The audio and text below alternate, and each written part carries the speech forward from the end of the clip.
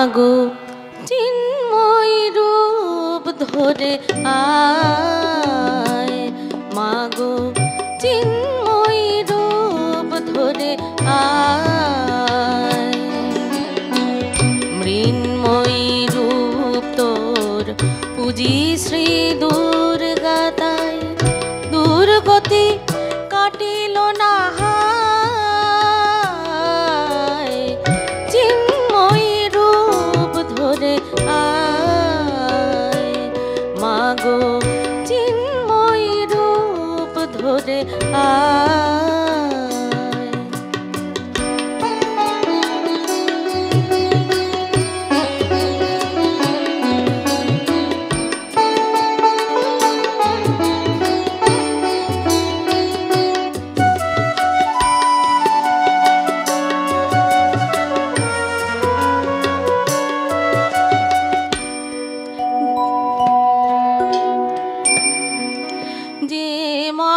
শক্তির হয় না বিসর্জন, অন্তরে বাহিরে প্রকাশ যার অনুক্ষণ। যে মহাশক্তির হয় না বিসর্জন, অন্তরে বাহিরে প্রকাশ যার অনুক্ষণ।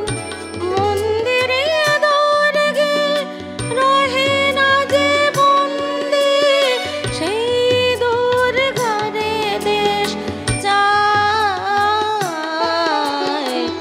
চিন্ময়ী রূপ ধরে আয়, মাগো চিন্ময়ী রূপ ধরে আয়।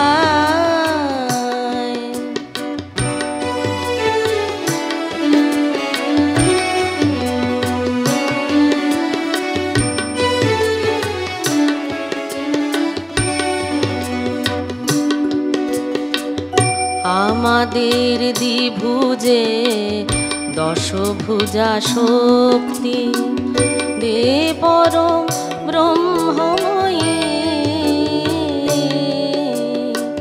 শক্তি পূজার ভয় ভক্তি কি পাব শুধু, হব নাকি বিশ্বজয়ী। এই পূজা সংহার কর যদি পুত্র শক্তি নাহি পায়। চিন্ময়ী রূপ ধরে আয়, মাগো চিন্ময়ী রূপ ধরে আয়, মাগো চিন্ময়ী রূপ ধরে, চিন্ময়ী রূপ ধরে, চিন্ময়ী রূপ ধরে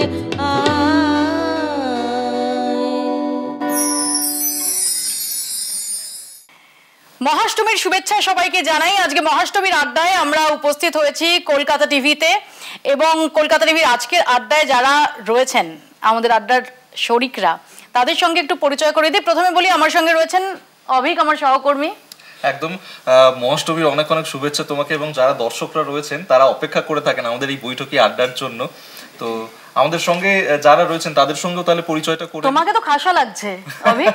অভিক সারা বছর হচ্ছে ব্লেজার ওয়েস্টার্ন আউটফিটে থাকে, এবং এই পুজোর কটা দিন কিন্তু, পুজো কেন বলবো, মানে মহালয়ার পর থেকেই অভিক পুরো দোস্তর হচ্ছে বাঙালি পোশাকে চলে গেছে। পুজো মানে কিন্তু মনে হয় যেন কোথাও গিয়ে যে ধুতি পাঞ্জাবি পরার যে একটা আমেজ থাকে, ভালো লাগা থাকে, এটা কিন্তু সেরকম। আরো একজন আমাদের সঙ্গে রয়েছেন ঋষভ বসু। ঋষভের আলাদা করে পরিচয় দেওয়ার দরকার লাগে না, কিন্তু এই বছরটা ডেফিনেটলি ঋষভ তোমার কাছে স্পেশাল। যুবর আশ্চর্য জীবন, তারপর সরলাক্ষ হোমস, সম্প্রতি একদম সরলাক্ষ হোমসের চরিত্রে আপনারা দেখেছেন ঋষভকে, এবং ঋষভ এই মুহূর্তে দাঁড়িয়ে যে উদীয়মান তারকা হিসেবে নিজের জায়গাটা সেটা প্রতিষ্ঠিত করেছেন। ঋষভ আজকে আমাদের মহাষ্টমীর আড্ডায় উপস্থিত রয়েছেন, তোমায় স্বাগত জানাই ঋষভ। খুব ভালো লাগছে আজকে এখানে তোমাদের সাথে এই বৈঠকি আড্ডায় বসতে পেরে। ছোটবেলায় তো রকে আড্ডা দিতাম, সেখান থেকে যে একটু ক্রমবর্ধমান হিসেবে আর কি পথ চলতে চলতে আজকে বৈঠকি আড্ডায় কলকাতা টিভির বসে আছে, এটা খুব ভালো লাগছে। আর স্পেশালি পুজোর দিনে, অষ্টমীর দিনে, সেটা তো আরো স্পেশাল। তুমি দেখলাম রীতিমতো ধুতি পাঞ্জাবি পরে, আমি তোমাকে ধ্রুবর আশ্চর্য জীবনের প্রেমিয়ারেও ধুতি পরতে দেখেছি। তুমি ধুতি পরতে ভালোবাসো? ভীষণ ভালোবাসি, কিন্তু রেগুলার যাতায়াতে বা রেগুলার কাজের সূত্রে আর কি ধুতি পরা হয় না, তখন বেশিরভাগটাই জিন্স টি শার্ট ওরকম। কিন্তু ধুতি পরে যা কমফর্ট, এই কমফর্টটা আমার মনে হয় যে কোনো jeans T shirt western outfit কখনো দিতে পারবে না। আমার মনে হয় অভিক আমার সাথে একমত হবে। একদম একদম, মানে পুজোর দিনগুলো ধুতি পাঞ্জাবি ছাড়া আর কি ভাবা যায় না। ভাবাই যায় না। ওকে দেখে কিন্তু আমার একটা কথা মনে হচ্ছে, শার্লক হোমসের কথা তো ঠিক আছে, কিন্তু কোথাও গিয়ে একটা বোমকেশ বোমকেশ ফিলিং যেন আসছে এই পোশাকটা দেখে, না? কি আগামীর ব্যোমকেশ বলতে চাইছো? একদম, হতেই পারে। হ্যাঁ, আমরা তো ডেফিনেটলি সেদিকে খুব আগ্রহ নিয়ে তাকিয়ে থাকবো। আর এটা কিন্তু খুব ইন্টারেস্টিং যে ছেলেদের মধ্যে ধুতি পরার প্রবণতাটা কিন্তু খুব বেশি ছিল না।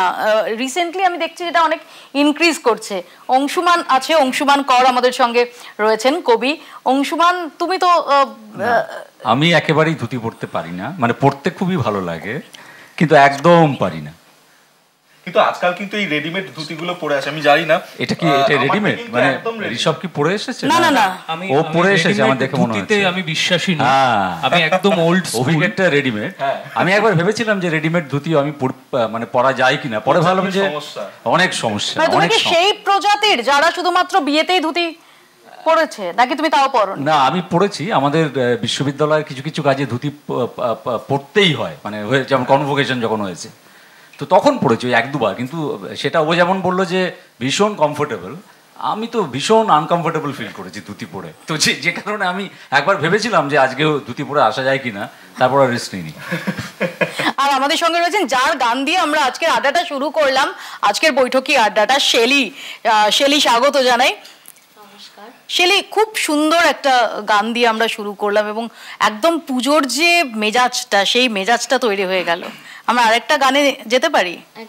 একদম বপিয়াদি, কিন্তু এই যে আমরা বৈঠকি আড্ডা যে আজকে দিচ্ছি, জমজমাট আড্ডাটা আমরা যাদের জন্য করতে পেরেছি, যারা আমাদের গিফট স্পন্সর করেছে, একটু তাদেরকেও আমরা ধন্যবাদটাও জানিয়ে দিই। আমাদের যারা গিফট পার্টনার রয়েছে, বেনারসি নিকেতন, লাল বাবা রাইস আর সফেদ, তার সঙ্গে রয়েছেন doctor SC Deb's group body massage oil, আর অ্যাশিওরও রয়েছে আমাদের সঙ্গে এবছরের পুজোতে। অসংখ্য ধন্যবাদ আমাদের গিফট পার্টনারদেরকেও। তাহলে পর গানে যাওয়া, এবং সত্যি এদের ছাড়া আমাদের এই বৈঠকি আড্ডাটা সম্পূর্ণ হতো না। একদম।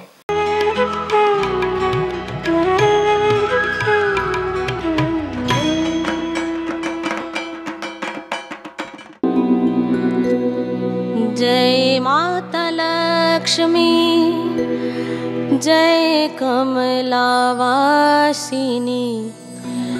परम शांतिदायिनी।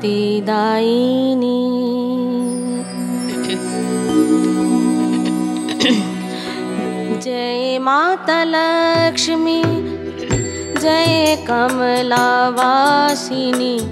परम शांतिदायिनी।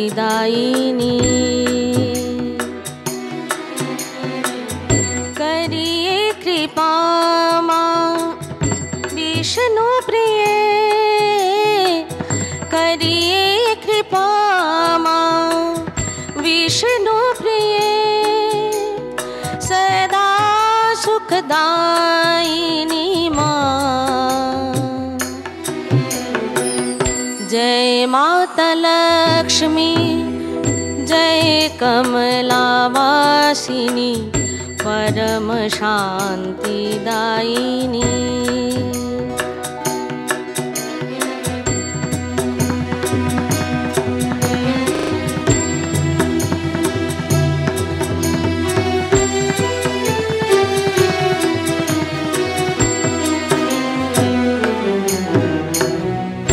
सुख समृद्धि के भाग विधाता, कृपा करे मुझ पर हे जग माता। सुख समृद्धि के भाग विधाता, कृपा करे मुझ पर हे जग माता। कष्ट निवारी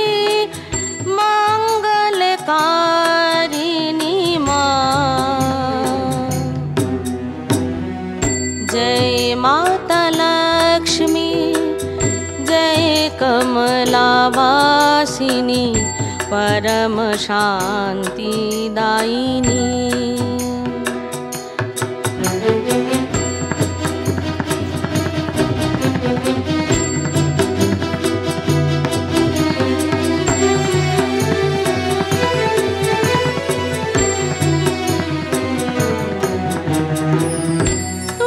संग जोरे जिसने नाता, उनके घरों में कभी दुख नहीं आता। तुम संग जोरे जिसने नाता, उनके घरों में कभी दुख नहीं आता। शरण में लीजिए हे महेश्वरी माँ। जय माता लक्ष्मी, जय कमलावासिनी परम शान्तिदायिनी।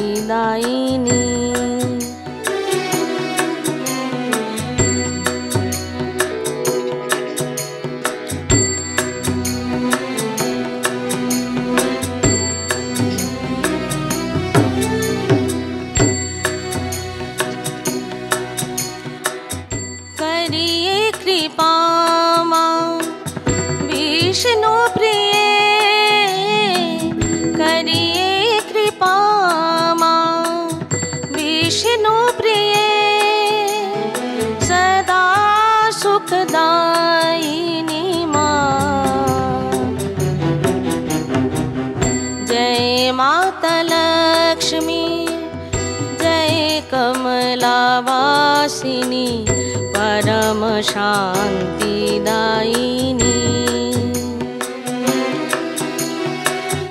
जय माता लक्ष्मी, जय कमलावासिनी परम शान्तिदायिनी।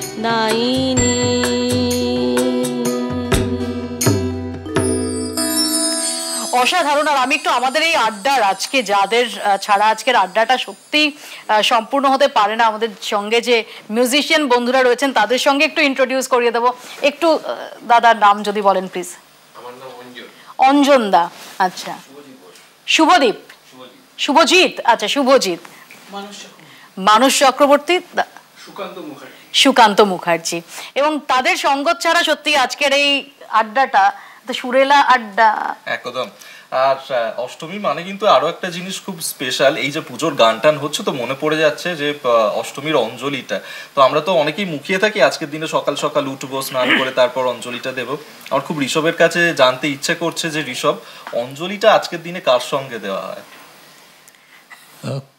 খুব সত্যি কথা বলতে আমি বহু বছর হয়ে গেল আমি অঞ্জলি দিই না, কারণ ওই সকালে উঠে অষ্টমীর দিন আমার একটা রিচুয়াল হচ্ছে আমার মায়ের হাতে লুচি আর ছোলার ডাল খাওয়া। খুব ডিপ্লোম্যাটিক হয়ে গেল না, এটা ভীষণ ভীষণ। কিন্তু আমি মনে মনে উঠেই আমি ঈশ্বরকে, মা দুর্গাকে বলি, মা দুর্গা আমায় ক্ষমা করে দিও, আমি ওই খালি পেটে অঞ্জলি দিতে পারছি না। মায়ের হাতের লুচি আর ছোলার ডালটা খাওয়া, ওটাই আমার কাছে একটা পুষ্পাঞ্জলির মতো। এবং তার আগে আমি ছোটবেলায় বন্ধুরা সবাই মিলে যেতাম আর কি প্যান্ডেলে। আমি একটু ছেলেরা কি হতো, ছেলেরা পেছনের দিকে দাঁড়াতো আর কি, সামনের দিকে মেয়েরা। তো আমি যত না ফুল মায়ের পায়ে ফেলেছি তার থেকে সামনের মেয়েদের মাথায় ফেলেছি আর কি। আর সেটা খুব একটা লাভ হয়নি, সেটা দেখতে দেখতে বড় হয়ে গেছি। কিন্তু ওই যে সকালবেলা উঠে যে পাঠ হয় অঞ্জলির, যে সেটা তো মাইকে বাজে, সেইটা কোথাও না একটা কি বলবো, একটা শুদ্ধিকরণ করে।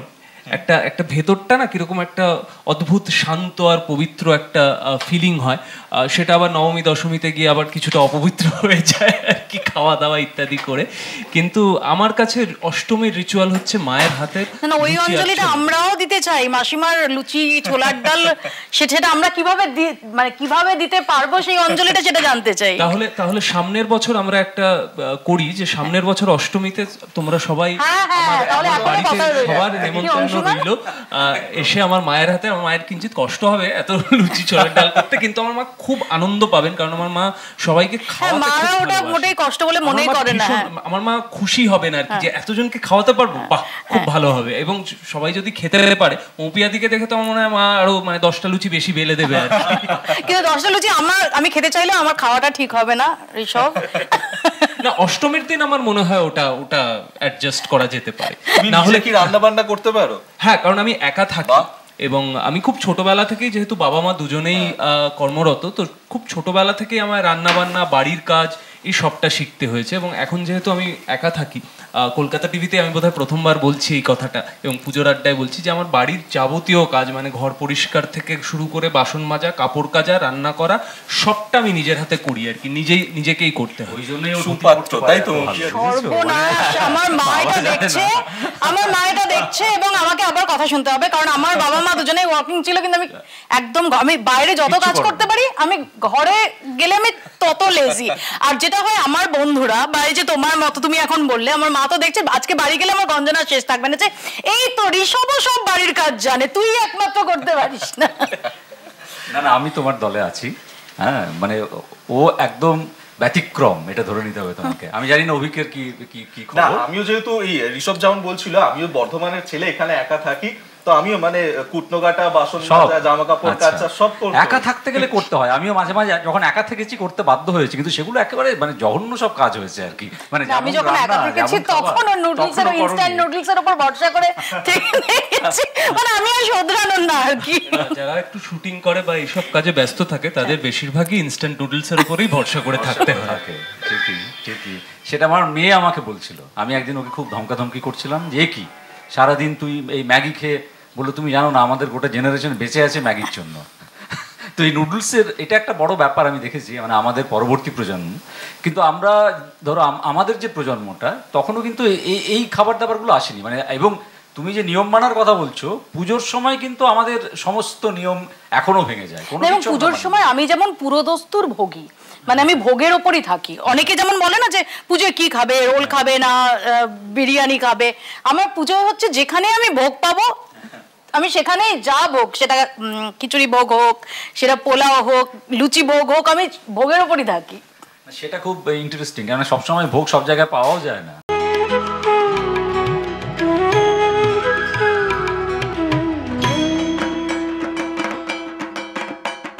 ছেলেদের কি প্ল্যান থাকে পুজোতে? দুর্গা রূপে মা শারদাকে বেলুড় মঠে পুজো করা হয়, আর আমি বেলুড় মঠের দীক্ষিত যেহেতু, তো ওই 4টে দিন মাকেই পুজো করি আমি।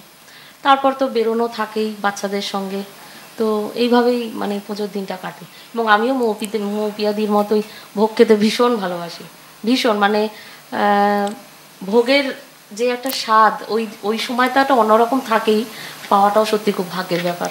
আমি ওনার সঙ্গে একমত। আর নাড়ু, নাড়ু ঠিকই, একদম, একদম। দশমীর নাড়ু একদম। মানে আমার একটা কথা মনে পড়ছে, যদিও আজকে অষ্টমী, তা আমি তো একদম মানে গ্রামে জন্মেছি, গ্রামেই বড় হয়েছি। বেলিয়াতর আমার গ্রাম। পুজোর সময় প্রতিবারই বেলিয়াতর মানে যেখানে মেচা প্রসিদ্ধ। একদম।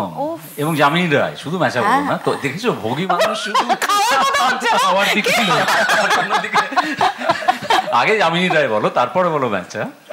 তো আমি যেটা বলছিলাম যে আমাদের গ্রামের, আমাদের পাড়ার যে পুজো, তো আমরা মানে একটা দীর্ঘ সময় ওই মানে ভোগ থেকে শুরু করে, এবং ধরো নরনারায়ণ সেবা হচ্ছে, এবং আমরা যখন আমরা বড় হয়ে গেছি তখনও একদম মাটিতে বসে সবাই মিলে খাচ্ছি। এবং সেটা এখনো আছে, আমাদের পাড়ার যে পুজো, সেই পুজোতে সেটা এখনো আছে। এবং সেটা কিন্তু একটা খুব মানে অন্য রকমের অনুভূতি, এই যে সবার সঙ্গে মিশে যাওয়া। এবং মন্ত্রর কথা বলছিল, আমাদের বাড়ি হচ্ছে একদম মানে যেখানে আমাদের পুজো হয়, পাড়ার পুজোটা, তার একদম গায়ে। তো সারাদিন ওই মন্ত্র শোনা যায়। এবং তার একটা, আমি আবার দেখো মানে একদম উল্টো দিকের মানুষ, আমি আবার নাস্তিক মানুষ সম্পূর্ণ। কিন্তু এই যে পুজোর মন্ত্র বা এই যে মহালয়া, আমি সেদিন একটা লেখাও লিখেছিলাম যে যখন বীরেন্দ্রকৃষ্ণ ভদ্রর কণ্ঠটা শোনা যায়, তখন মনে হয় ওইটাই ঈশ্বর। ওই যে অনুভূতিটা না, মানে ঈশ্বর কি, ঈশ্বর হচ্ছে একটা পবিত্র, একেবারে যাকে আমরা বলি পারফেক্ট, নিখুঁত একটা কোনো অবস্থা বা অনুভূতি। সেটা কিন্তু ওই মন্ত্রোচ্চারণ যখন হয়, তখন এমন একটা পরিবেশ তৈরি হয়।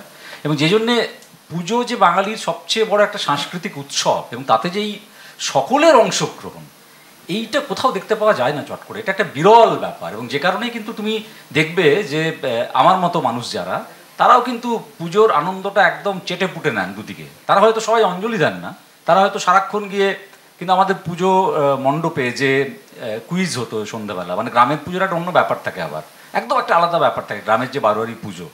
তো সেখানে নানা রকমের কিছু হতে থাকে, মানে বড় পুজোগুলো থেকে যেগুলো প্রায় হারিয়ে গেছে এখন, বা কলকাতা শহরের পাড়ার ছোট পুজোগুলোতে যেগুলো হয় সেগুলো গ্রামে হয় এবং অনেক বেশি করে হয়। হ্যাঁ, আমি নিজেও তো গ্রামে তুমি নিজে জন্মেছি, একদম গ্রামে গ্রামে বড় জন্মেছো, হয়েছি, তুমি এবং আরো ওখানে বেশি বুঝবে। পুজোর মানে একটা ছোট গ্রাম মির্জাপুর বাকিপুর, এবং আমি আমার বাড়িটা যেখানে, যেটা জগৎনগর, সেখানে খুব জাগ্রত কালী মন্দির আছে, জগৎনগর কালীবাড়ি। তো ওর ঠিক আমাদের বাড়ির সামনেই যে কাঁঠালতলা বারোয়ারির যে পুজোটা হতো, তো আমি 4 দিন পুজোয় ওখানেই থাকতাম। মানে কোনোদিন ওখান থেকে আমি কলকাতা, অনেকেই কলকাতায় আসতো কলকাতার ঠাকুর দেখতে, আমি কিছুতেই ওই পুজো মণ্ডপ থেকে কোথাও যেতাম না। একবার, আমার এত বছর বয়স হলো, একবার এখনো পর্যন্ত পুজোর সময় আমি বিদেশে ছিলাম, তাই যেতে পারিনি। না হলে পৃথিবী উল্টে গেলেও আমি পুজোর সময় ঠিক বাড়ি গিয়ে এবং ওর একটা আলাদা মজা, অভিজ্ঞ বুঝতে পারবে, কারণ তোমার গ্রামের পুজো নিশ্চয়ই। আসলে মফস্বলের পুজো বা গ্রামের পুজো, আমি যখন মামার বাড়ি গ্রামে যেহেতু, তো ওখানেও যখন পুজো কাটিয়েছি, একটা ভীষণ পারিবারিক পুজো, মানে একটা ফ্যামিলিতে বাহুল্য নেই, কিন্তু যে উষ্ণতাটা রয়েছে, যে আনন্দটা রয়েছে। একটা ব্যাপার হয় কি বলতো, একটা গেট টুগেদার হয়, যে নানা জায়গায় মানুষ ছড়িয়ে গেছে ধরো আমাদের গ্রাম থেকে এখন, কিন্তু পুজোর সময় সকলে আসেন। তো একটু আগে অভিক ঋষভকে জিজ্ঞেস করছিল যে ও কাকে ফুল ছুটতো, অঞ্জলি তুমি কাকে ফুল ছুটতে? আসলে আমি যখন সোজা ছুটতে যাই, এইভাবে চারিদিকে ছড়িয়ে যাচ্ছে, নানা দিকে ছড়িয়ে ঠিক জায়গায় পড়ছে না ফুলটা। শোনো, অন ক্যামেরা ওরা কেউ সত্যি কথা বলবে না, এটা তোমায় ধরে নিতে হবে। আচ্ছা, তোমার কাছে এই পুজোর আগে, মানে পুজোকে মাথায় রেখে কোনো কবিতা লিখেছো? হ্যাঁ, নিশ্চয়ই। আমি একটা কথা বলি, সেটা হচ্ছে আমি অনেক কবিতাই পুজো নিয়ে আমার আছে। নানাভাবে তো আমরা দুর্গাকে দেখি। আমি দুটো কবিতা পড়বো, দুটো ফেজে, পরে আরেকটা পড়বো। প্রথম আমি যাকে আমার মনে, দেখো আমরা একটা শক্তির পুজো করি, সত্যি কথা বলতে কি শক্তির পুজো। এবং দুর্গাকে আমরা দুরকমভাবে দেখেছি, মানে কখনো আমরা দুর্গাকে দেখেছি ঘরের মেয়ে, উমা, আগমনী যে গানগুলো আছে সেখানে একেবারে তাই। আবার আরেকটা হচ্ছে দুর্গা আমাদের রক্ষা করছেন, আমরা তার কাছে নিজেদের সমর্পণ করছি, এবং শক্তি, এবং কি না পারেন তিনি। তো আমার মনে হয়েছে যে 3 জন দুর্গার কথা এবছর একটু আমাদের মনে করা উচিত, তাদের নিয়েই লেখা আমি দুটি কবিতা পড়ব। প্রথমজন হচ্ছেন সুনিতা উইলিয়ামস, যাকে হয়তো এই কিছুদিনের মধ্যে অনেকে ভুলে গেছি আমরা, কিন্তু দুর্গা ছাড়া আর কি সুনিতা, যদি আমরা সুনিতার কথা ভাবি, বা ওই যে নানা রূপের কথা আমরা বলছিলাম, হ্যাঁ, যে কোথাও একটা মৃন্ময়ী থেকে চিন্ময়ী হয়ে উঠছেন কিন্তু সুনিতা, হয়ে উঠেছিলেন কিন্তু সুনিতা। তো ওকে নিয়ে লেখা একটা কবিতা আমি পড়ছি। মানে আজকের দিনে মহাষ্টমী, আমার মনে হয় যে সুনিতাই হচ্ছে আমাদের সেই শক্তির উৎস, আমাদের দুর্গা। সুনিতা উইলিয়ামস। পাখির মতন আকাশে ভাসছে মেয়ে, ঠিক পাখি নয়, পালক লাগছে ওকে, হালকা লাগছে কিন্তু হালকা নয়, ওর ভার মাপা যাবে না তো খালি চোখে। যে বয়সে লোকে হাল ছেড়ে ভাবে যাক, প্রায় শেষ করে এনেছি তো সব কাজ, সে বয়সে রোজ নতুন চ্যালেঞ্জ নিয়ে নয়া ইতিহাস লিখে দিলে তুমি আজ। 8 দিন পরে জানতে ফেরত আসা, দিন গেল, মাস গিয়ে গিয়ে হলো 9, ভাঙলে না তবু, মেনে নিলে হাসি মুখে, জীবন মানেই অনিশ্চিতের জয়। ফিরে এসে শেষে নিশ্চিত করে দিলে, বাতিল হয়েছে এতদিনকার প্রথা, লাল কমলের বদলে এবার থেকে শিশুরা পড়বে সুনিতার রূপকথা।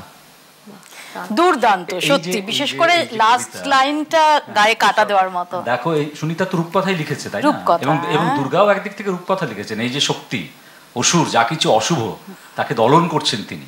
যে জন্য বলে আমি নাস্তিক, কিন্তু এই মিথগুলোর না, মানে আমি তো আবার ঘটনাচক্রে শিক্ষকও বটি, অধ্যাপনাও করি, এই মিথগুলোর এত বড় প্রভাব আছে আমাদের জীবনে। ভারতবর্ষের মাটিতে এগুলো এমনভাবে প্রথিত যে তুমি মিথগুলোকে কিছুতেই অস্বীকার করতে পারবে না। যে জন্য পুজোর সঙ্গে আমি তোমায় বলছি, আমার ছেলেবেলার কথা যদি আমি ভাবি, আমি জানি না ঋষভের এই অভিজ্ঞতা আছে কিনা, আমি কিন্তু আমার দিদিদের সঙ্গে একমাত্র ছেলে যে ফল কাটতো পুজোর প্রতিদিন। সরস্বতী পুজোতে আমি খুব একটা করতাম না, কিন্তু দুর্গাপুজোতে আমাদের পাড়ার বারোয়ারি পুজো তো, দিদিরা বোনরা সবাই মিলে সকাল থেকে ফল কাটতো, আমি ফল কাটতাম। এবং বিকেলবেলা, সন্ধ্যাবেলা, দশমীর দিন সমস্ত বাড়িতে প্রসাদ দিয়ে আসা ছিল একটা রীতি, তো ওই ভ্যানে করে প্রসাদ নিয়ে আমি সবাইকে গিয়ে প্রসাদ দিয়ে আসতাম। তখন থেকেই ধীরে ধীরে আমার মধ্যে এই নাস্তিক চেতনা জাগ্রত হতে শুরু করেছে। কিন্তু এই কাজগুলোর মধ্যে যে আনন্দ আছে, যে কথাটা আমি বলছিলাম, যে এই আনন্দটা এমন একটা আনন্দ যেটাকে তুমি খুব সংকীর্ণ অর্থে কিছু ধর্মীয় প্রথার সঙ্গে যুক্ত করতে পারো না, সেগুলোকে ছাপিয়ে তার ঊর্ধ্বে আমাদের জনজাতির ভেতরে প্রথিত হয়ে গেছে। মৌপিয়াদি, এই যে ফল কাটার কথা বলছিল, তুমি কি ফল কাটতে পারো? আমাকে কেন? আচ্ছা, কেন ওকে এইটা উইক? হ্যাঁ, তুমি ও আগেই স্বীকার করে নিয়েছে যে এইসবের মধ্যে নেই, ও নুডলস খেয়ে বেঁচে থাকে। কিন্তু কাটতে পারি, কিন্তু কেন কাটবো? ঋষভ, এই যে এখন তো নয় তুমি সেলিব্রিটি হয়ে গেছো, স্টার হয়ে গেছো, এখন নয় রাস্তায় পুজো প্যান্ডেলে গেলে ভিড় জমে, কিন্তু ছোটবেলার পুজো, সেই সময় পুজোটা কি ঠিক কিভাবে কাটতো? আমি যেহেতু উত্তর কলকাতায় বেড়ে উঠেছি এবং আমি লাস্ট 3-4 বছর হলো আমি সাউথে শিফট করেছি, কিন্তু উত্তর কলকাতায় বেড়ে ওঠা। আমাদের পুজোতে ছিল হচ্ছে সকালবেলা ভোরবেলা আমরা ক্রিকেট খেলতাম, একদম ভোরবেলা উঠে। তারটা কিন্তু আমার সঙ্গে তোমার দারুণ মিল আছে। আমি দেখাচ্ছি, দেখো আমার হাতে এতগুলো কাটা দাগ। এই বৃদ্ধ বয়সে বাচ্চাদের সঙ্গে ক্রিকেট খেলতে গিয়ে উল্টে পড়ে এটা হয়েছে। এবং আমরাও সকালবেলা শুরু করি গ্রামে সকালবেলা, হ্যাঁ, ক্রিকেট খেলে, কারণ তখন রোদটা নরম থাকে। এটা একটা বড় কারণ। ঋষভ তো ক্রিকেট ফুটবল দুই খেলে। হ্যাঁ, ফুটবল তো সিরিয়াসলি খেলি, ক্রিকেটও সিরিয়াসলি খেলি। এবং তারপরে যেটা হচ্ছে যে ওই বেলা বয়ে যাচ্ছে, মা ডাকছে ওরে স্নান কর, ওরে খেতে হবে, ওরে এই হবে, ওরে সেই হবে, কিন্তু বেলা বয়ে যাচ্ছে, খেলার পর একটু বসলাম। মণ্ডপীটা কখন দিতে? সবার মাথায় ফুল ছোটাটা ওটা তো এক অষ্টমীর দিন, শুধু অষ্টমীর দিন, বাকি দিন অঞ্জলি নয় না। আচ্ছা, আর একটা বড় ব্যাপার ছিল আমার মনে আছে যে পুজোর সময় আমার বন্ধুদের, পাড়ার বন্ধুরা মিলে তখন পায়ে হেঁটে, আমরা তখন সাউথে আসার সাহস ছিল না বা ক্ষমতাও ছিল না, বাসে করে যাব ইত্যাদি জানতাম না, গুগল ম্যাপসও ছিল না তখন। তো উত্তরে যত আর কি নাম শুনতাম, এই ঠাকুরটা হচ্ছে, চল চল চল দেখে আসি। তো 1 ঘন্টা 2 ঘন্টা লাইনে দাঁড়িয়ে হয়তো একটা ঠাকুর দেখলাম সারাদিনে, কিন্তু তার মধ্যেই একটা আনন্দ ছিল, কারণ বন্ধুরা সবাই একসাথে থাকতো। এবং ওই রাস্তার দোকানের রোল আর চাউমিন, ওই তেলে ভাজা, ওই একদম রাস্তার দোকানের, ওই ফুটপাতের দোকানের, সেইটা একটা ভীষণ আমাদের মানে ওটা মাস্ট ছিল। মানে সেটা কি তুমি এখনো সুযোগ পেলে করবে? কেন আমি জিজ্ঞেস করছি, কেন আমি দেখি, আমি এখন বর্ধমানে থাকি, ঘটনাচক্রের উইক, তো সেখানেও আমি দেখেছি যে পুজোর সময় 1-2 দিন হয়তো আমি বর্ধমানে থাকি, দেখেছি যে এমন একটা কালচার ডেভেলপ করেছে যে রাস্তার খাবারের চেয়ে রেস্তোরাঁয় লম্বা লাইন, এবং মানুষ প্রতীক্ষা করছে, তো করছেই, মানে হয়তো 2 ঘন্টা পরে তুমি ঢুকতে পাবে, কিন্তু তুমি দাঁড়িয়ে আছো। তো সেইটা কিন্তু একটা খুব বড়, মানে আমি এখন কি সব সেটা করতে পারে, সেটা পারবেই না, এখন তো মদ হয়ে যাবে না, একদম না, খুব একটা মপটা পাড়ায় গেলে ওরকম কোনো ব্যাপার না, কিন্তু বাকি জায়গায় গেলে এখনো আর কি যেই দোকানে রোল খেতাম সেই দোকানটা এখনো আছে, মানে তাকে যেহেতু পাড়ার দোকান মামা বলতাম আর কি, পিকু মামার দোকানে আমরা সবাই রোল খেতে যাব। তো এখন হয়তো সকালবেলা যাচ্ছি, পিকু মামা বলে কিরে রোল খাবি না, তো ওইটা একটা ইচ্ছে করে খেয়েও ফেলি মাঝে মাঝে, মানে পুজোর সময় না ওইটা আমার মানলে মনে হয় যে তাহলে ওটা একদম একদম অভিশাপ। কি তুই খেয়েছিস? তোর সারা বছর তুই যতই এক্সারসাইজ কর না কেন, যতই কথায় আমার একটা জিনিস মনে পড়লো, আরেকটা জিনিস আমি জানি না তোমরা করেছো কিনা। আমরা 5 ভাই বোন ছিলাম, আমাদের যৌথ পরিবার। তো এটা আমাদের জেঠু অভ্যেস করি, এবং ঠাকুমাও। সেটা কি, সেটা হচ্ছে যে বিসর্জনের আগে একাদশীর দিন বা দ্বাদশীর দিন, একাদশীর দিনই সাধারণত বিসর্জন হতো আমাদের ওখানে, সকালবেলায় উঠে প্রথমে গণেশের নাম লিখে, তারপরে মা দুর্গার নাম লিখে সবাইকে ওই নম নম নম লিখতে হবে।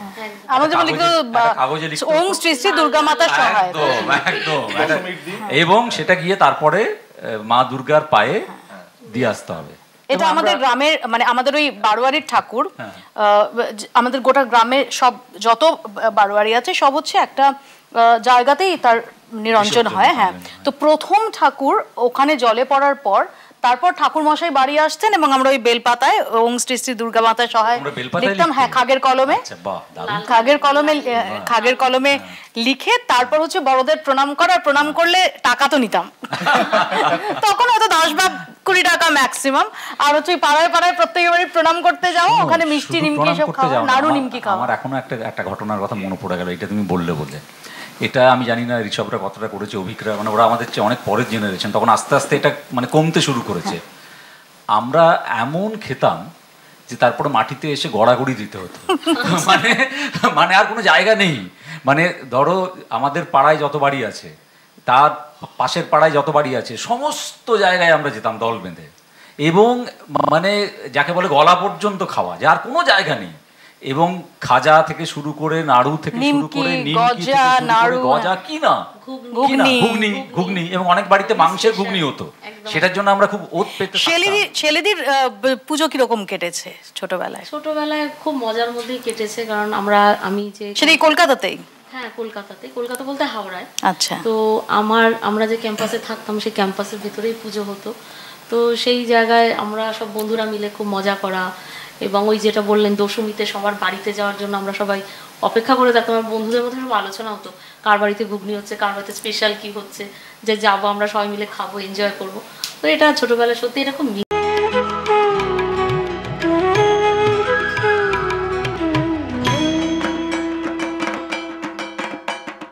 একটা জিনিস পুজোর যেটা এখনো আমার মানে ওটা কনস্ট্যান্ট, এই মায়ের লুচি আর ছোলার ডালের মতন, সেটা হচ্ছে পূজা বার্ষিকী কেনা এবং পড়া।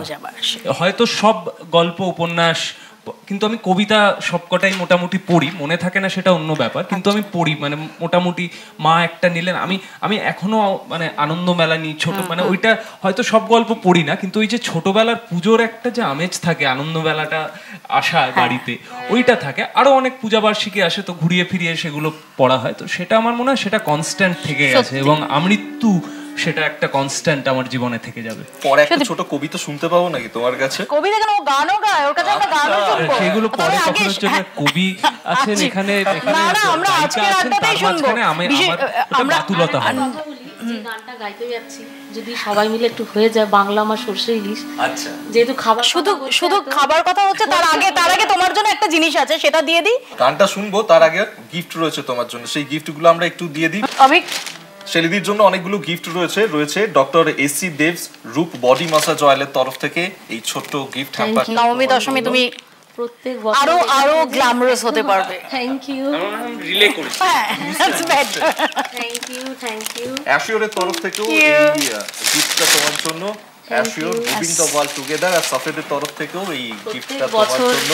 এটা যে কি আনন্দ পাই, উপহার পেতে কার না ভালো লাগে। সত্যি সত্যি সত্যি, হ্যাঁ খুব আনন্দ পাই। না এরা উপহার দিচ্ছে না, এরা ওই যে গানটা শুনবে তার আগে ওই জন্য দিয়ে দিচ্ছে, যে গিফট দিচ্ছে, এবার গান গাইতে হবে। বাংলায় আমার সরষে ইলিশ, চিংড়ি কচিলাও, বাংলা পার্শে মাছকে ধুয়ে জিরে বাটায় দাও। বাংলায় আমার সরষে ইলিশ, চিংড়ি কচিলাও, বাংলা পার্শে মাছকে ধুয়ে জিরের বাটায় দাও। বাংলা ভুলি কি করে বাংলা বুকের ভিতরে, বাংলা ভুলি কি করে বাংলা বুকের ভিতরে। বাংলায় আমার সরষে ইলিশ, চিংড়ি কচিলাও, বাংলা পার্শে মাছকে ধুয়ে জিরের বাটায় দাও।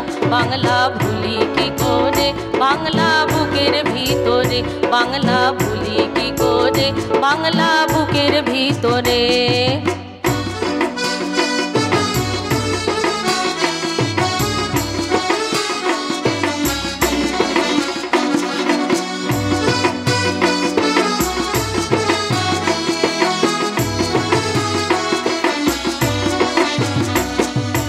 বাংলা কাতলা মাছের মুড়োয় মুগের ভাজা ডাল, বাংলা পাবদা মাছ চেরা কাঁচা লঙ্কার ঝাল।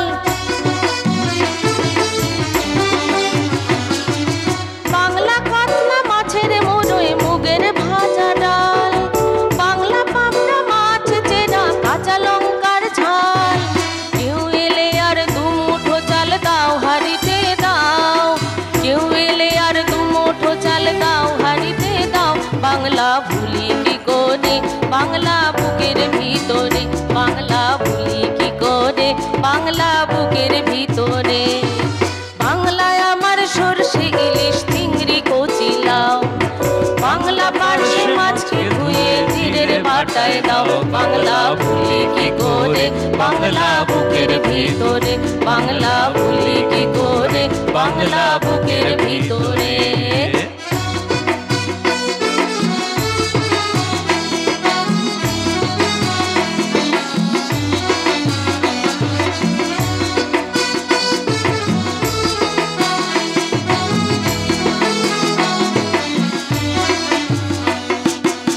শীতের ভোরের বেওরা পুকুর টুসু গানের শাড়ি, নতুন চালের ভাপা পিঠে চাকলি আহা মরি, সরু চাকলি আহা মরি।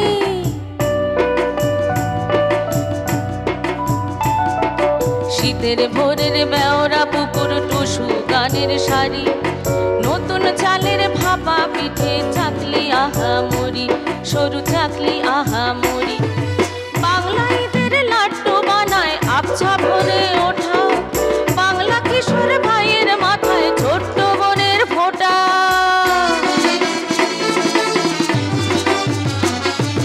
বাংলা ঈদের লাড্ডু বানায় আবছা ভরে ওঠা, বাংলা কিশোর ভাইয়ের মাথায় ছোট্ট বোনের ফোঁটা। বাংলা বলার সমস্ত মুখ নাও গো সাথে নাও, বাংলা বলার সমস্ত মুখ নাও গো সাথে নাও। বাংলা ভুলি কি করে বাংলা বুকের ভিতরে, বাংলা ভুলি কি করে বাংলা বুকের ভিতরে। বাংলায় আমার সর্ষে ইলিশ চিংড়ি কচি লাউ, বাংলা পার্শে মাছকে ধুয়ে তীরের ভাটায় দাও। বাংলা ভুলি কি করে বাংলা বুকের ভিতরে, বাংলা ভুলি কি করে বাংলা বুকের ভিতরে, বাংলা ভুলি কি করে বাংলা বুকের ভিতরে, বাংলা ভুলি কি করে বাংলা বুকের ভিতরে। দারুণ একটা ছোট্ট ব্রেক নেবো, একটা ছোট্ট ব্রেকের পর ফিরছি বৈঠকি আড্ডা নিয়ে, আজকে মহাষ্টমীর আড্ডা নিয়ে।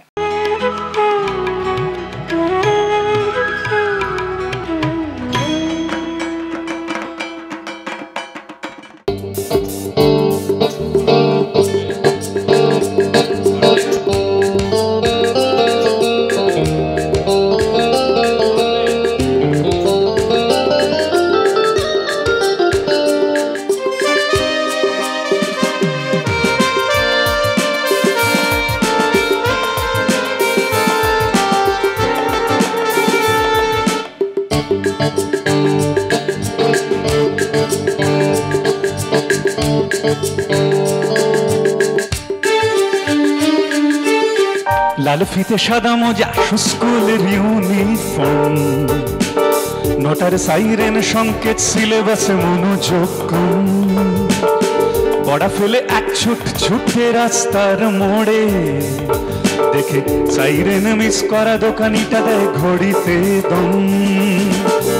এরপর এক রাশ কালো কালো ধোঁয়া, স্কুল বাসে করে তার দ্রুত চলে যাওয়া। এরপর বিষণ্ণ দিন বাজে নামো নবীন, অবসাদে ঘিরে থাকা সে দীর্ঘদিন। হো হাজার কবিতা বেকার সবিতা, হাজার কবিতা বেকার সবিতা, তার কথা কেউ বলে না। সে প্রথম প্রেম আমার নীলাঞ্জনা, সে প্রথম প্রেম আমার নীলাঞ্জনা।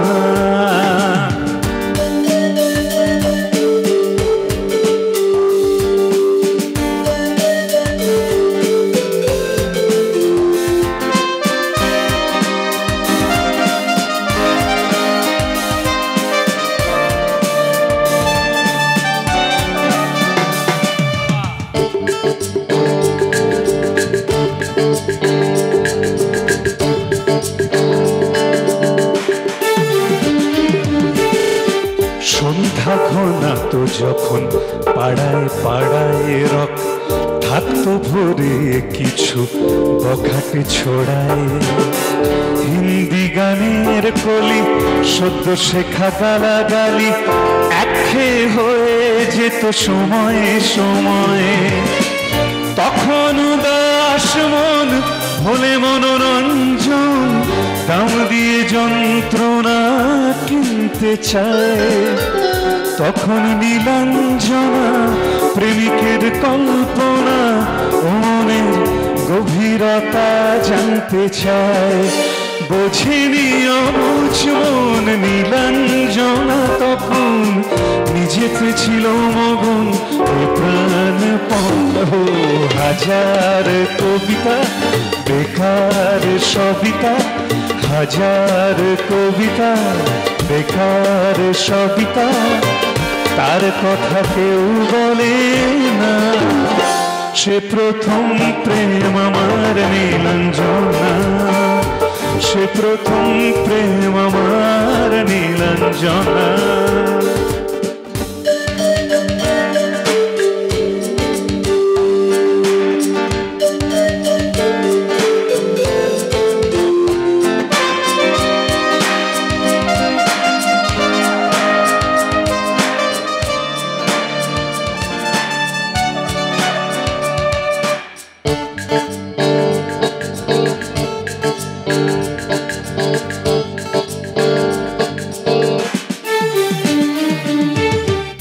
অঙ্কের খাতা ভরা থাকতো আঁকায়, তার ছবি তার নাম পাতায় পাতায়।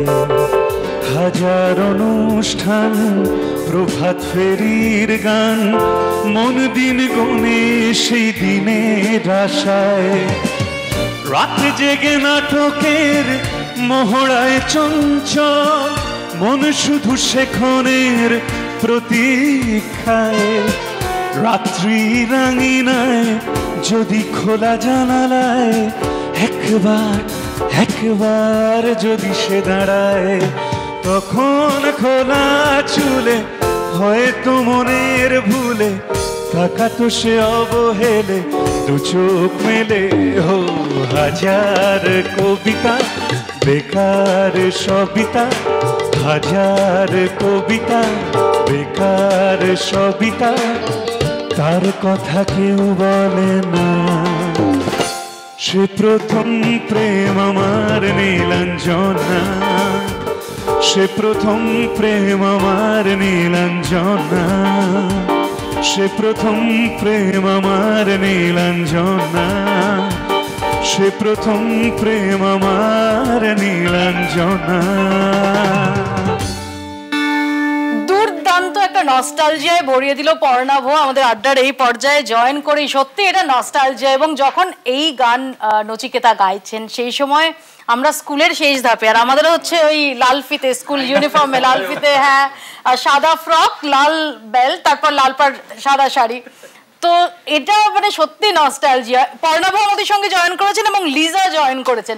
কিন্তু এই যে খাতায় খাতায় খাতার পাতায় পাতায় পাতায় ছবি, নাম, এগুলো তো বোধহয় এই জেনারেশন এগুলো করতে হয় না। এখন বাবা মারাও কম করা, তখন ওই খাতার পাতা নিয়ে যে কত ছাতা পিঠে ভাঙা হয়েছে তার ঠিক নেই। এখন তো অনেক লিবারেল, এখন তো সব তোমার হোয়াটসঅ্যাপ না, ওই খাতা লুকোনো ফোন আর তার মধ্যেই সবকিছু, মানে সেই সময়টা। অংশুমানদা, আমার এই গানটা শুনতে শুনতে অংশুমানদার দিকে তাকাচ্ছিলাম, আমার একটা প্রশ্ন মনে হচ্ছিল। অংশুমানদা, তোমার কি কখনো মনে হয়েছে যে হাজার কবিতা বেকার সবিতা, তুমি তো কবি? দেখো মানে হ্যাঁ, মনে তো হয়েইছে, এ কথা কি করে অস্বীকার? কার জন্য হয়েছে? ও কিন্তু বাউন্সার দিয়েছে। না, সেটা বলা যাবে না। আমি একটা সিরিজ লিখছি এখন, তো সেই রহস্য ফাঁস করা যাবে না। সেগুলো সব বিরহের কবিতা। এরা 1 বছর আগের বইমেলায় বেরিয়েছে এবং সেই বইটার নাম হচ্ছে মিমিজান।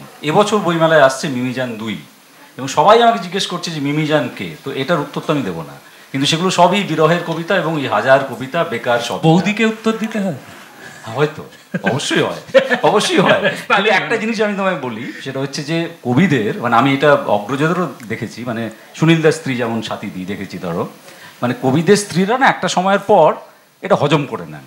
বুঝেছো কি বলছি?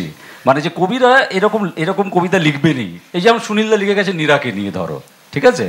তো কে নীরা সে তো আমরা আজও জানি না। আমরা অনেকবার সুনীলদাকে জিজ্ঞেস এরকম মনে হয় যে অভিনেতাদের বান্ধবী এবং স্ত্রীদের এটা করা উচিত। একদম শক্তি বাড়ানো, একদম। কিন্তু ঋষভের কথা সূত্র ধরে পর্ণাবদার কাছে একটা জিনিস জানতে ইচ্ছে করছে। যখন ওই বকাটে ছোড়া এলো না, বকাটে ছোড়া করলো পর্ণাবদা, তুমি কি মানে ওই পাড়ার বকাটে ছোড়াদের মধ্যে ছিলে? দেখছো না হাত পা আমার একটু মানে ভালো লাগে মাঝে মাঝে মাঝে একটু এরকম করতে। অ্যাকচুয়ালি স্টেজে যখন পারফর্ম করি না, এই গানটা গাইতে গাইতে আমার মানে বডি ল্যাঙ্গুয়েজটা ওরকম হয়ে যায় মাঝে মাঝে। কারণ নচিদাকে যখন স্টেজে পারফর্ম করতে দেখেছি, নচিদা যেভাবে ঢোকে হাত ফাতগুলোর, ওটা 90s একদম কপি করতাম, রীতিমতো কপি করতাম। তখন মানে টানে বুঝতাম না, ছোটোবেলায় 90s গান বাজনা শুনে বড় হয়ে ওঠা। তো যখন পারফর্ম করতে যাই, নচিদা তো একটা টেরিফিক পারফর্মার, তো ওইগুলো না এসে যায়, মানে অবচেতনভাবেই এটা এসে যায় করতে গিয়ে। একটা জায়গা যেটা মানে পর্ণাভ আসার পর আরো বেশি করে এই গানটা শুনে আমাদের মনে হলো, আর কি আমার তো মনেই হলো, সেটা হচ্ছে পুজোর গান।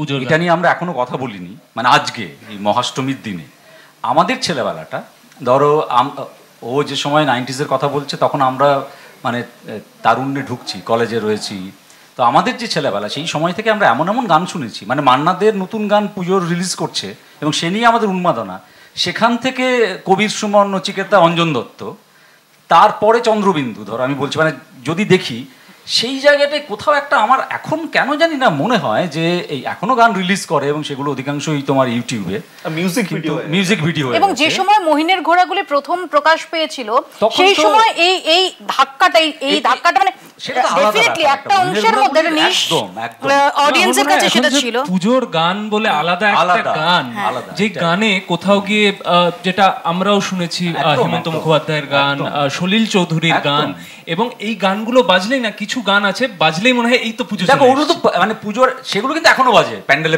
হ্যাঁ প্যান্ডেলে বাজে, এখন তার সাথে দুর্গাপুজো হচ্ছে কলকাতায়, আর তোমার বাড়ির সামনে দিয়ে আমার মরণ যাত্রা যেদিন যাবে দুর্গাপুজোয় বাজছে না এই গান, বা চিরদিনই তুমি যে আমার, এটা ভাবা যায় না।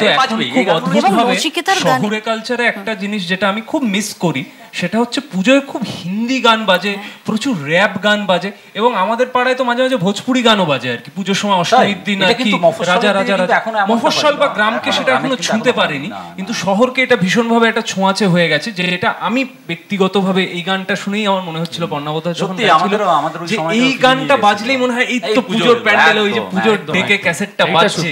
কিন্তু অংশুমানদা বলবে যে মানে আমরা যখন মফস্বলে থাকতাম, বর্ধমানে যেহেতু বাড়ি, এখনো কিন্তু এই পুরোনো দিনের মানে আশা ছিল, ভালোবাসা ছিল, প্যান্ডেলে না বাজলে পুজো মনে হবে না মফস্বলে বা গ্রামের পুজোয়।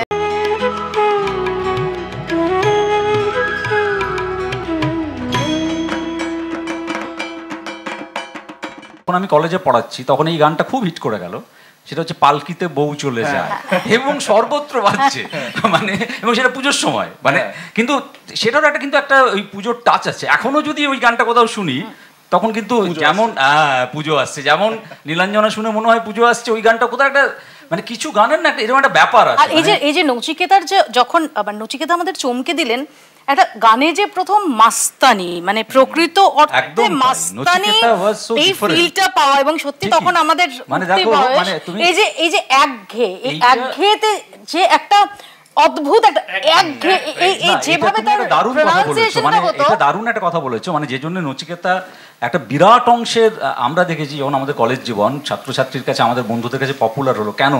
আমরা একটু কবিতা লিখতাম বলে একটু নাকুচু ছিলাম, আমরা একটু বেশি মানে সুমনের ভক্ত ছিলাম, একটু মহিনের ঘোড়াগুলির ভক্ত ছিলাম, কিন্তু এই যে মাস্তানিটা এবং ওর যে ভাষাটা, ওর গানের যে ভাষাটা, সেটার মধ্যে কিন্তু ধরো যারা সো কল্ড নাকুচু আমাদের বন্ধু বান্ধব ছিল না, তারা নিজেদেরকে অনেক একটা গালি, একটা দুই শব্দের গালি, সেটা একটা গানে সিস্টেমকে প্রশ্ন করে এত ডিরেক্টলি হিট করছে নচিকেতার গানে, মানে এটা জাস্ট চমকে দিয়েছিল আমাদের। এবং এই গানটা এই পর্ণব গাইলো নীলাঞ্জনা, আমি আমার কত বন্ধুকে নীলাঞ্জনার জায়গায় কত নাম বসিয়ে যে গাইতে শুনেছি, মানে এই মানে এটা ওদের গান হয়ে গেছিল সর্ব অর্থে, মানে যেটা কিন্তু ধরো ওরা সুমনের সঙ্গে রিলেট করতে পারতো না, ওরা মহিনের ঘোড়াগুলির সঙ্গে রিলেট করতে পারতো না, কিছুটা অঞ্জন দত্তর সঙ্গেও রিলেট করতে পারতো না, বা চন্দ্রবিন্দুর যে উইট সেটা অনেক সময় ওদের মাথার উপর দিয়ে চলে যাচ্ছে, কিন্তু তারা গান ভালোবাসে, তারা তাদের কথাগুলো চায় গানে, তাদের জন্য নচিকেতা। আবার নচিকেতা কিন্তু খুব সেই অর্থে যে মানে মানে কি বলবো খুব জোলো গান লিখছেন তা না,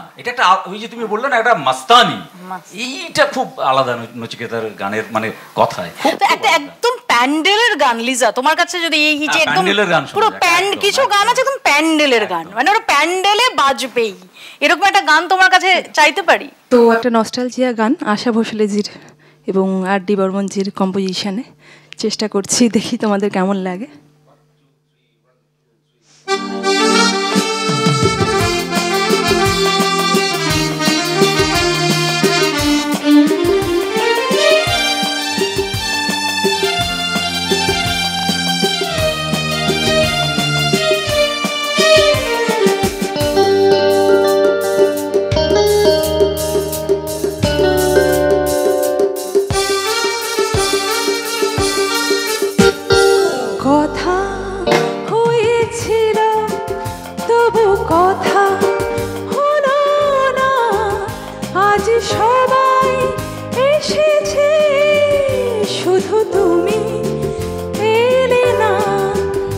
শুধু তুমি এলে না।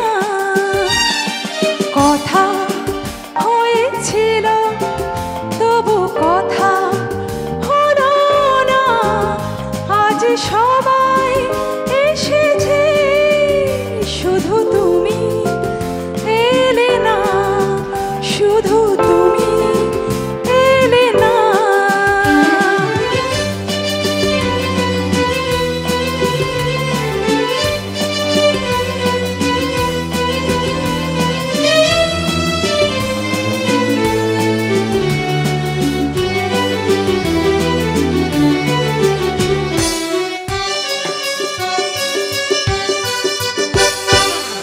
অনেক তো খুঁজেছি না পেয়ে তোমার দেখা, এত ভিড়ে তবু আমি আজ কেন একা। অনেক তো খুঁজেছি না পেয়ে তোমার দেখা, এত ভিড়ে তবু আমি আজ কেন একা। পথের ঠিকানা বুঝি খুঁজে পেলে না, আজ সবাই এসেছে শুধু তুমি এলে না, শুধু তুমি এলে না।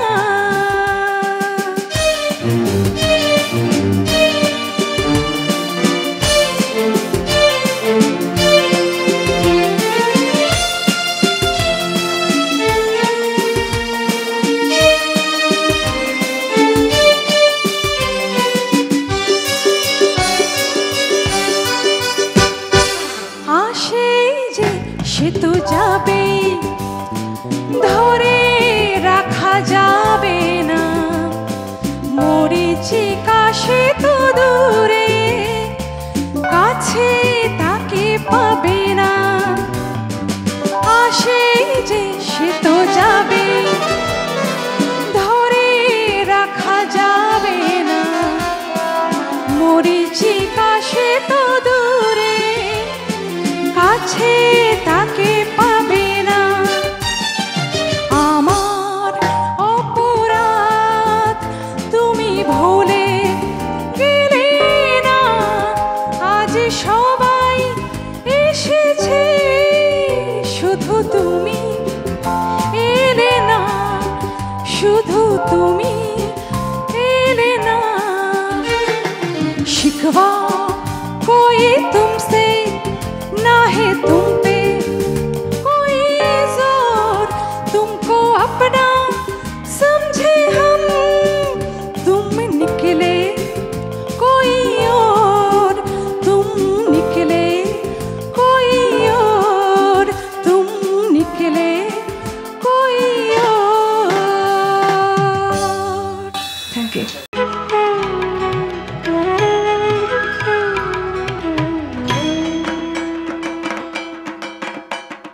অংশুমানের কাছে আসি। অংশুমান আমাদের প্রথমে টিজ করেছিল যে আরেকটা কবিতা, কবিতা আমি আমার একটা অন্য কথা দুর্গাকে মনে কিভাবে আমরা ওটাতেই আসছি। এই যে পুজোর গান বললাম না, গান শুনছি, ধর এটা একদম প্যান্ডেলের গান, হ্যাঁ একদম প্যান্ডেলের গান। অর্ণাবাবু যেটা গেয়েছে সেটাও প্যান্ডেলের গান হয়ে গেছে অনেক দিনই, মানে সেটাকে ছাপিয়ে অন্য জায়গায় চলে গেছে সেই গান। আরেক রকমের গান আমি ছেলেবেলায় শুনতে শুনতে বড় হয়েছি। ধরো যখন পুজোটা একটু পরের দিকে হতো, অক্টোবরের মাঝামাঝি, আমাদের গ্রামে তখন ঠান্ডা পড়তে শুরু করতো এবং ভোরবেলায় আমাদের পাড়ায় তখন সামান্য কটি বাড়ি, এক ভদ্রলোক ফুল তুলতে আসতেন এবং ভোর 5টা থেকে তিনি আগমনী গান গাইতে গাইতে ফুল তুলতে আসতেন। তো সেটা কিন্তু এখন আমি জানি না গ্রামে গ্রামে আর হয় কি না, কিন্তু আমার ছেলেবেলা কেটেছে প্রচুর আগমনী গান শুনে এবং প্রতিদিন তিনি 4টে-5টে করে গান গাইছেন এবং ফুল তুলছেন একটা দীর্ঘ সময় জুড়ে। অন্ধকার তখনও, একটু হয়তো আলো বাইরে দেখা যাচ্ছে, আধো ঘুমের মধ্যে সেই গানগুলো এসে আমাদের ছুঁচ্ছে। সে যে কি অপূর্ব অনুভূতি। মা উমা বাড়ি আসছে, বাড়ির মেয়ে বাড়িতে আসছে, একদিকে অসুর দলনী, আরেকদিকে আবার আমার কন্যা, আমার বাড়ির মেয়ে, ওই তোমার মতো কোনো কাজ সে করবে না এই কদিন, সে একদম এবং মা সারাক্ষণ তাকে খাবার থেকে চা থেকে শুরু করে সব কিছু মেয়ে বাড়ি এসেছে পুজোর সময়। আমার মনে হয় দুর্গাপুজোর সময় না আমরা সবাই এই মায়ের সত্তাটাকে গ্রহণ করি। পুরুষ, শিশু, বৃদ্ধ যে মেয়ে আসছে, মানে সকল, সেইটা নিয়ে আমি একটা কবিতা লিখেছিলাম দুর্গাপুজোর সময়। কবিতাটার নাম হচ্ছে মা। বারবার ঘর বার করছেন মা, খালপাড়ের রাস্তার বাঁক ঘুরলেই দেখা যায় যে কোনো আগন্তুককে। মা তাই উঠোনে এসে দাঁড়াচ্ছেন বারবার, যদি দেখা যায় মেয়েটাকে। সকাল সকাল উঠে নারকোলের খোলার মধ্যে কুড়িয়ে রেখেছেন রাজহংসী রঙা শিউলি ফুল। গতকাল মোক্ষদামাসির বাড়ি গিয়ে নিজে নিয়ে এসেছেন কুসুম বীজ ছড়ানো হলুদ মুড়ি। হাসান চাচা একটু আগে দিয়ে গেছেন নারকোল, বিকেলে নাড়ু বানানো হবে, গুড়ের সঙ্গে মিশে থাকবে স্নেহ। বেলা হলো, ঘর আর বার করছেন মা, মেয়েটা এখনো এলো না। বাবাকে বললেন যাও না, বটতলা অবধি এগিয়ে গিয়ে দেখোই না কি হলো মেয়েটার। বাবা নিশ্চুপ, মেয়ে আসবে ঠিক, হাতে AK-47 নিয়ে সীমান্তে শত্রু নিধন করে যে মেয়ে, তাকে নিয়ে কিসের এত চিন্তা? আসবে আসবে আসবে ঠিক, এত ভেবো না। মা তবু ঘর বার করেন।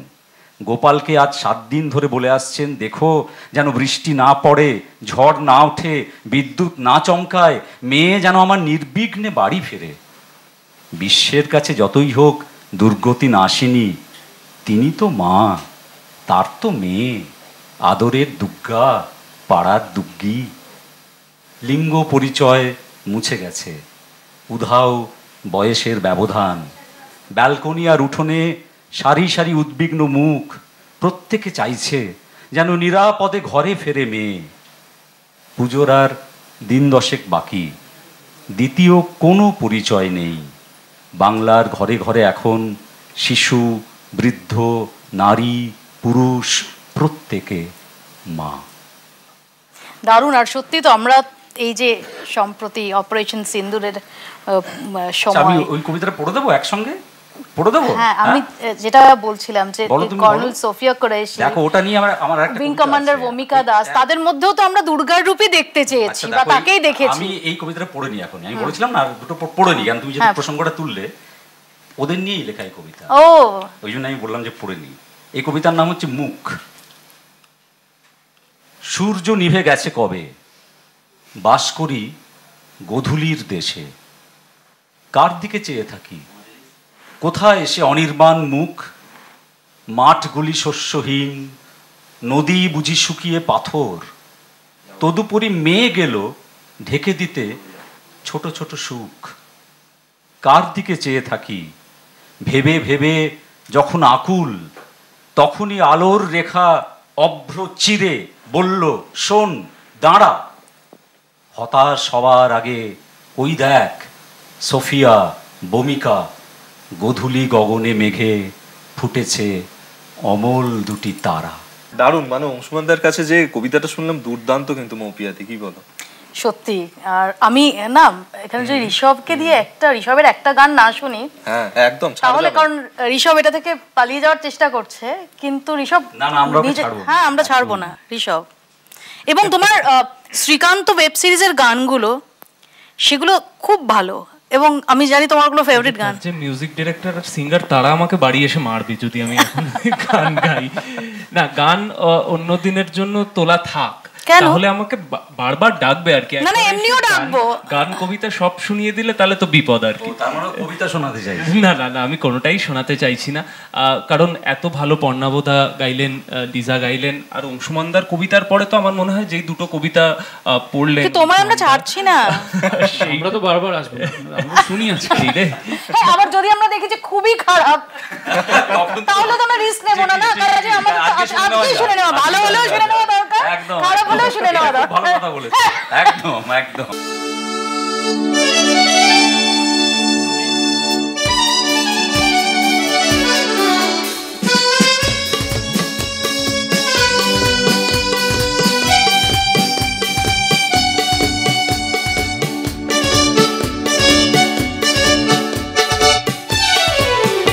আমি চেয়ে চেয়ে দেখি সারাদিন, আজ ওই চোখে সাগরের নীল। আমি তাই কি গান গাই কি, বুঝি মনে মনে হয়ে গেল মিল।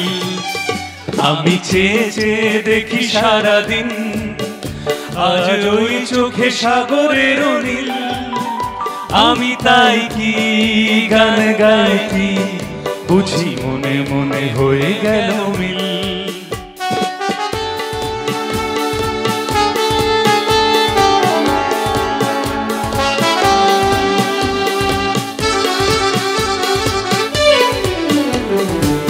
কবরিতে ওই ঝড়ো ঝড়ো কনক চাপা, না বলা কথায় থর থর অধর কাপা। কবরিতে ওই ঝড়ো ঝড়ো কনক চাপা, না বলা কথায় থর থর অধর কাপা। তাই কি আকাশ হলো আজ আলোয় আলোয় ঝিলমিল, আমি চেয়ে চেয়ে দেখি সারাদিন, আজ ওই চোখে সাগরের নীল, আমি তাই কি গান গাইতি, বুঝি মনে মনে হয়ে গেল মিল।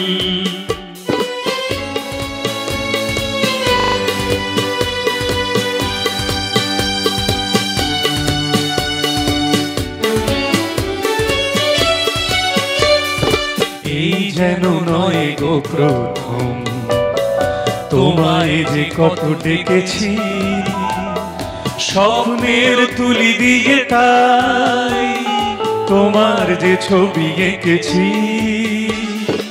এই যেন নয় গো প্রথম, তোমায় যে কত ডেকেছি, স্বপ্নের তুলি দিয়ে তাই তোমার যে ছবি এঁকেছি। মৌমাছি আজ গুনগুন দোলায় পাখা, কেন হৃদয়ে রামধনু খুশিতে মাখা। মৌমাছি আজ গুনগুন দোলায় পাখা, কেন হৃদয়ে রামধনু খুশিতে মাখা। তাই কি গানের সুরে আজ ভয় আমার এনেছি, আমি চেয়ে চেয়ে দেখি সারাদিন, আজ ওই চোখে সাগরের নীল, আমি তাই কি গান গাইতি, বুঝি মনে মনে হয়ে গেল মিল।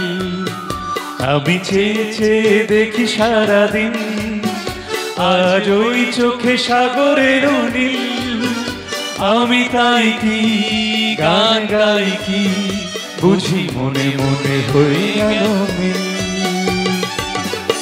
সময় পাড়ায় একটা সাংস্কৃতিক অনুষ্ঠান, আবৃত্তির একটা কম্পিটিশন, কুইজ কম্পিটিশন, গানের কম্পিটিশন, নাচের কম্পিটিশন। তো আমারও ওরকম একটা ফিলিং হচ্ছে যে এখানে কম্পিটিশন নয়, কিন্তু একটা ওই যে সাংস্কৃতিক অনুষ্ঠানের মধ্যে পার্টিসিপেট করছি, তার জন্য উপহার নয় পুরস্কার নিয়েই বাড়ি যাবো। অসাধারণ। এবং আমার মাকে গিয়ে দেখাবো, মা খুব খুশি হবে। ও প্লিজ প্লিজ প্লিজ দেখিও। আচ্ছা তাহলে আমাদের লুচি এবং ছোলার ডালটাও নিশ্চিত হয়ে, হ্যাঁ, পরের বছরের অষ্টমীর ছোলার ডাল আর লুচি, এটা কিন্তু আমাদের নিশ্চিত। আমরা বলছি আমরা অঞ্জলি, ওই অঞ্জলি এই অঞ্জলি দুটোই দেবো। লিজার একটা গান তাহলে শুনি। তাহলে একটা মায়ের গান দিয়ে শেষ করি, একটা আগমনী গান। অ্যাকচুয়ালি মহালয়া থেকে পুজো, এই মানে এই 7 দিনটাই তো পুজোর আনন্দ, তাই না? অ্যাকচুয়ালি মানে এই টাইমটাই একটা আসছে আসছে মা আসছে, মানে একটা আগমনী গান না হলে ভালো লাগে না। দুর্গে দুর্গে দুর্গতি নাশিনী, মহিষাসুর মর্দিনী, জয় মা দুর্গে। দুর্গে দুর্গে দুর্গতি নাশিনী, মহিষাসুর মর্দিনী, জয় মা দুর্গে। দেবী দুর্গে জগত জননী, তুমি মা মঙ্গল কারিণী। দেবী দুর্গে জগত জননী, তুমি মা মঙ্গল কারিণী। দুর্গে দুর্গে দুর্গতি নাশিনী, মহিষাসুর মর্দিনী, জয় মা দুর্গে।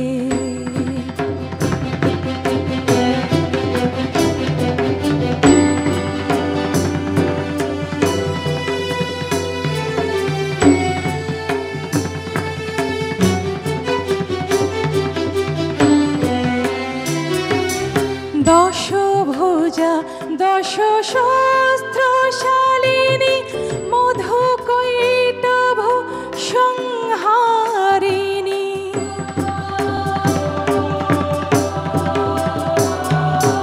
দশভুজা দশ সহস্রশালিনী মধু কৈটভ সংহারিণী অদ্বিতীয়া তুমি অনন্যা অদ্বিতীয়া তুমি অনন্যা ভবানী মা দুঃখ হারিণী দুর্গে দুর্গে দুর্গতি নাশিনী মহিষাসুর মর্দিনী জয় মা দুর্গে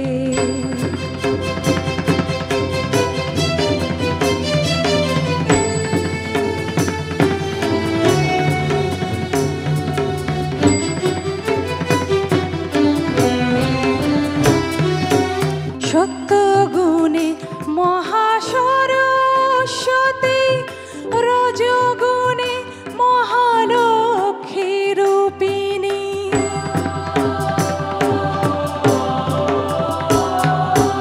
সত্যগুণে মহাসরস্বতী